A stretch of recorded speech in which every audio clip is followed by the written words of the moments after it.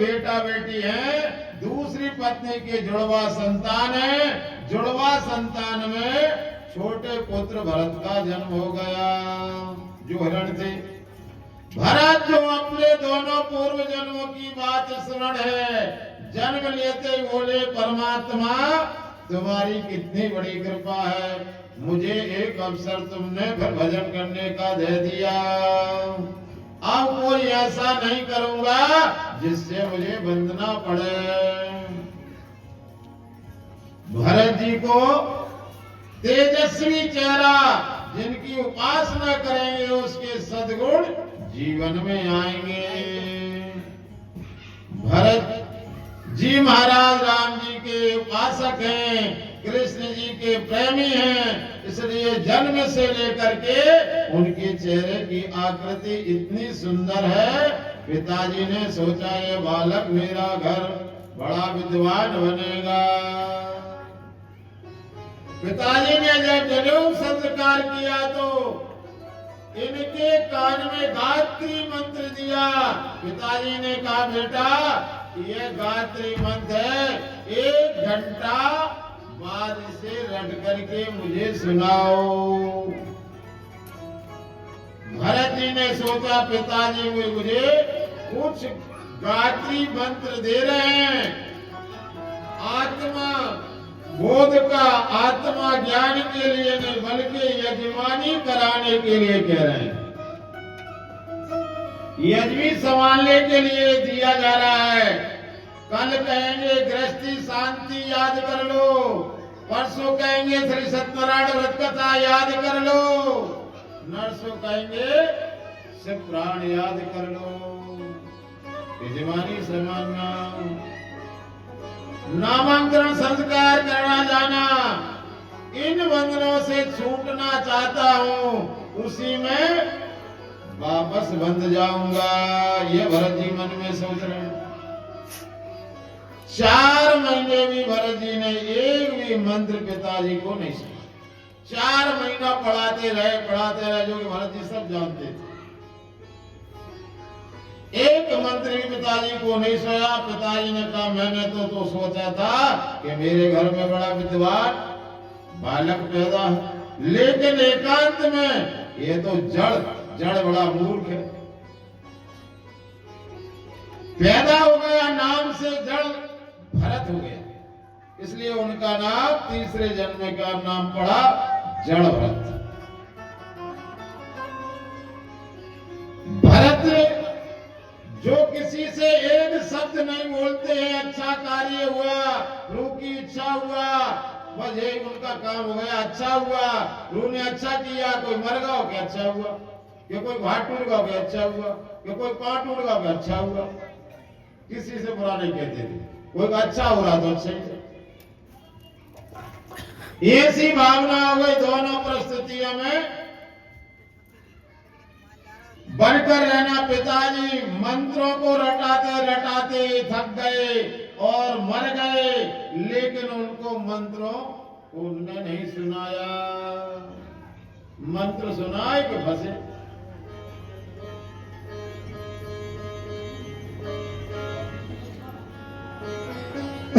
भरत जी के साथ अच्छा व्यवहार नहीं किया। रात को सब भाइयों ने भरत जी के साथ अच्छा व्यवहार नहीं किया। रात को बासी अन्न की भी भरत को सामने ऐसे डालते जैसे कुत्ता को डालते हैं, लेकिन जड़ भरत उसी में भगवत प्रसाद समझ करके और प्रसाद पाते हैं। भाई लोग अंत समाप्ति सेवन करते फिर भी दुबले पतले हैं, और भरत जो रूखा सूखा खाते हैं तो भी फिर हष्ट पुष्ट है, क्योंकि संत कहते हैं तुलसी बिरवा भाग की सींचत ही मुरझाए, और राम भरोसे जो रहे तो पर्वत पे हरियाए।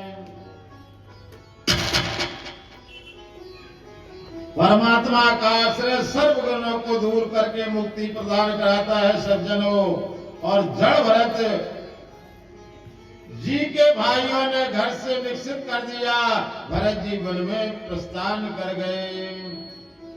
जंगल में भीलों ने काली के सन्मुख उनको बलि देने चाहिए, लेकिन स्वयं काली देवी ने उनका सुरक्षा की।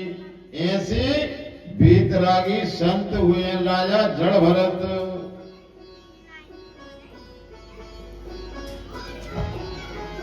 हर्ष और शोक से एक से एक रहते रहे। कुछ दिन के बीत जाने के बाद मार्ग में एक राजा थे रावगढ़। जड़ पालकी में जाते थे और जड़ भरत जी से उनका मिलन हो। रावगढ़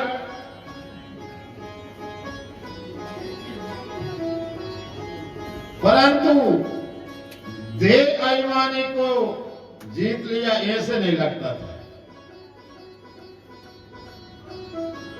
तो राजा बोले क्यों? पहली बार आप मेरे राज्य में आए हो।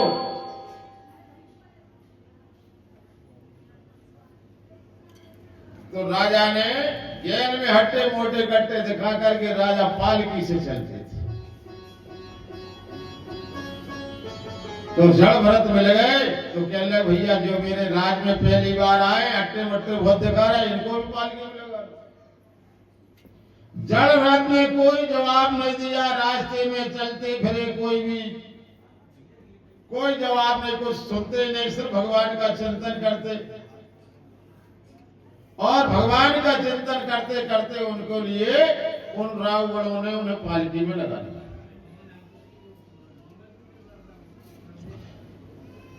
तो कहीं गड्ढा वड्ढा याद उछल जा।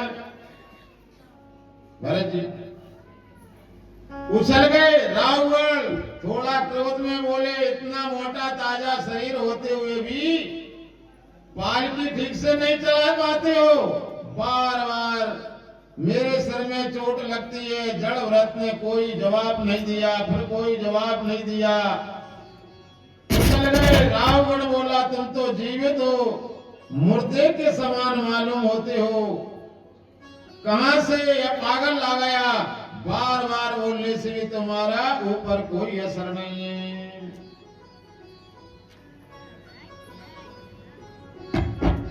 पढ़ रहा जैसे मुर्दे के समान जितना भी कोई बोले उसमें प्राण नहीं रहता है, वो क्या जवाब देगा? ऐसे तुम कोई सबके समान मुझे मालूम देते हो, कोई मुर्दे के समान आप मालूम देते हो। पालकी ढंग से नहीं चलाओगे तो ऐसी सजा मिलेगी कि जीवन भर याद रखोगे।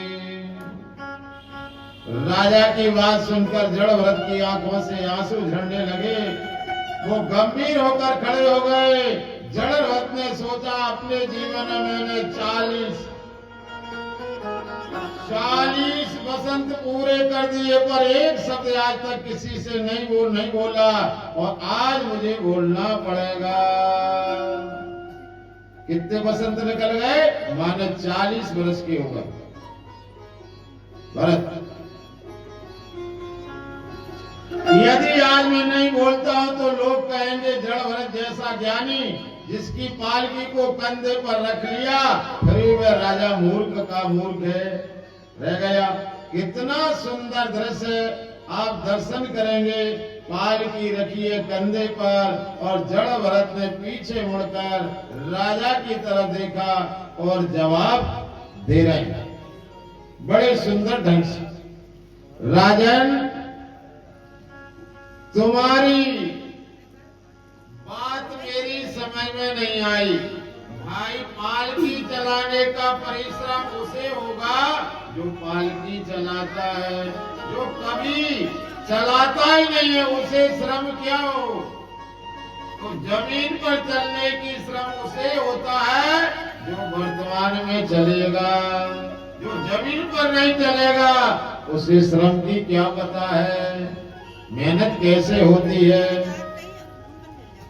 दूसरी बार तुमसे कहा बड़ा मोटा ताजा है लिए घूमते हो, तुमसे पालकी नहीं चलती है, ये भी गलत है। मोटा होना, पतला होना, लंबा होना सब शरीर की का धर्म है, ये हमारा धर्म नहीं है। ये हमारे शरीर का धर्म है।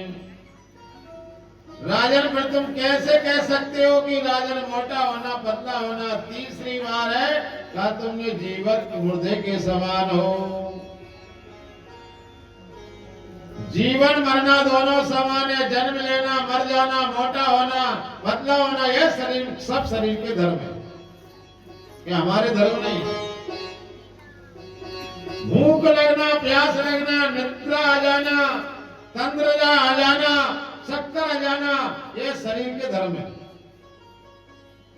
भय गलाने का होना, ये सब प्राण, मन और बुद्धि के धर्म है। मैं प्राण नहीं हूं, मैं शरीर नहीं हूं, मैं बुद्धि नहीं हूं। हो सकता मैं किसी चिन्मयी आत्मा जो आपको कभी जन्म नहीं लेती है, जिसको कभी मृत्यु नहीं होती है। तुमने कहा तुम्हारी चिकित्सा करूंगा, दंड दूंगा। राजन, क्या दंड दोगे? मुझे एक बात बताओ। गेहूं को पीसते हम मैदा बना देते हैं, पर तुम मैदा को पीस करके क्या बनाओगे? मैदा का पीस कर कुछ नहीं बना सकते। फूलों के रस में रस निकाल करके हमने इत्र बना दिया। अब तुम इत्र नहीं, रस निकाल करके और क्या बनाओगे? क्या चिकित्सा करोगी? क्या दंड दोगे मुझे? इतने पर राजा चढ़ा भरत।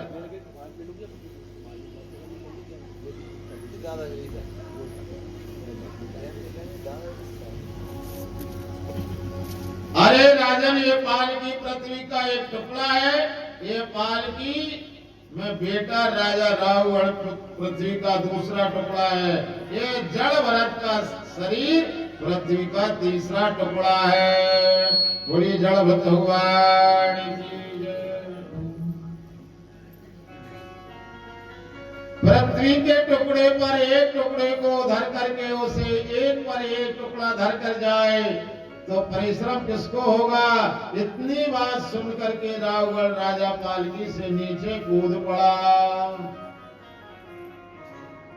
और जड़ भरत के चरणों में जाकर के गिर गया। तो उनको राव गण राजा के लिए ज्ञान हो गया कि मुझे क्षमा करें भगवान, मुझे क्षमा करें भगवान। त्राहिमाम आपका परिचय किया, मुझसे बहुत बड़ा अपराध हो गया, बहुत बड़ा गलती हो गई मुझसे, आपको समझ नहीं सका। पालकी ढोने वाला कोई व्यक्ति इतना बड़ा विद्वान कैसे हो सकता? तीन बातों में रावण समझ गया कि बहुत बड़ा विद्वान है। आपने जनेऊ सूत्र पहना है जिससे बात बिल्कुल निश्चित है कि आप कोई ब्राह्मण देवता हैं और आप बड़े विद्वान हैं। आप कौन हैं? व्यास के पाराशर हैं या वशिष्ठ के कपिल देव हैं? ये मैं नहीं जानता। आप कौन हैं? भगवान कभी तो नहीं आ गए मेरे अज्ञान को दूर करने के। भरत जी बोले, यह तुम्हारी दूसरी गलती है मुझसे पूछना कि मैं क्या हूं। क्या आप दूसरी गलती कर रहे हो राजन? अरे जो मैं हूं वो तुम हो, जो मैं हूं वो तुम हो।